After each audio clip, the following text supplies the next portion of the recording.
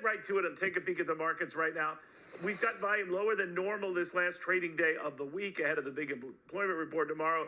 So let's just say a lot of people sort of hedging their bets or just getting out of town. Many already have.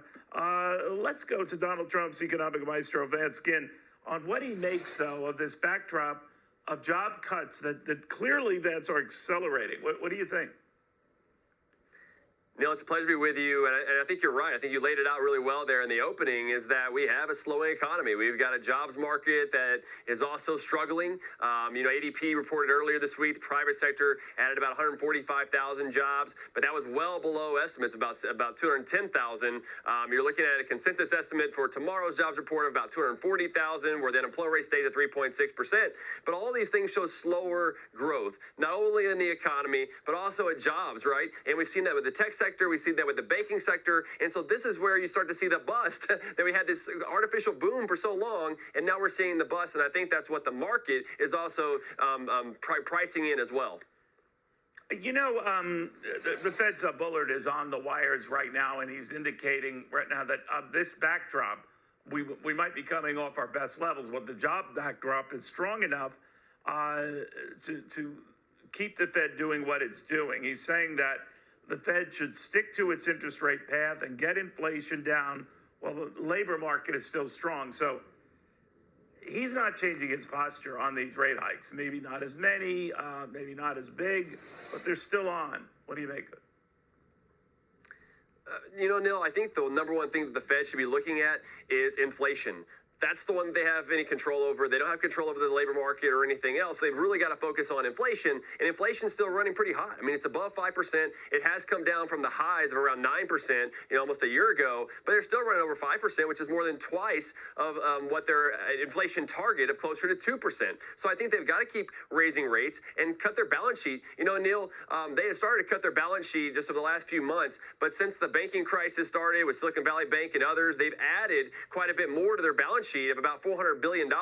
So they've erased a lot of that cut to their balance sheet, which indicates to me that there are more inflationary pressures that are out there in the marketplace and putting more liquidity. And so I think this is something we've really got to look at with the Fed. They put too much money in the economy. They've got to bring that money out. And we're going to see the after effects of that as we start to see some of these busts. We look at a lot of numbers, and you look at far more than I do, and certainly did when you were working for the President of the United States. But I always worry about, and it can be a good thing too, consumer psychology, when they're convinced and the wind's at their back and there are plenty more jobs available for every worker to fill them. They buy accordingly. They do things very differently than they would in a time, for example, like this, where there are layoffs around them and they're seeing that go on around them. And they're holding back, or they could hold back. Now, the backdrop is still a relatively strong economy if you look at things like crowded restaurants and theaters and all that stuff you and I have gotten into. But I wonder about the impact of just hearing news like that, and whether you see your neighbor laid off or he's downsized and you start thinking, there, but by the grace of God, go me. And you get worried and you hold back and you retrench. What do you think? I think some of that's right. I mean, you have some of the psychological effects, some of the announcement effects that you hear these things, and it affects the way that you spend your money, the way that you save and invest and things of that nature. And I think it also influences small business owners, which, they're the ones that employ most Americans across the country. And they all start to see some of these, the snowball effect of things going maybe downhill. So you don't spend as much, you don't invest as much, and that slows down the overall economy. It's one of the things, Neil, that we looked at a lot in the Trump administration and should be looking at now, is that you don't want to prop up markets in the economy. And we did a lot of that, or the Biden administration did a lot of that over the last couple of years. And unfortunately, that's got to come back down. Things got to come home to roost, if you will, to get things back and let the markets clear. And that's where you see job losses.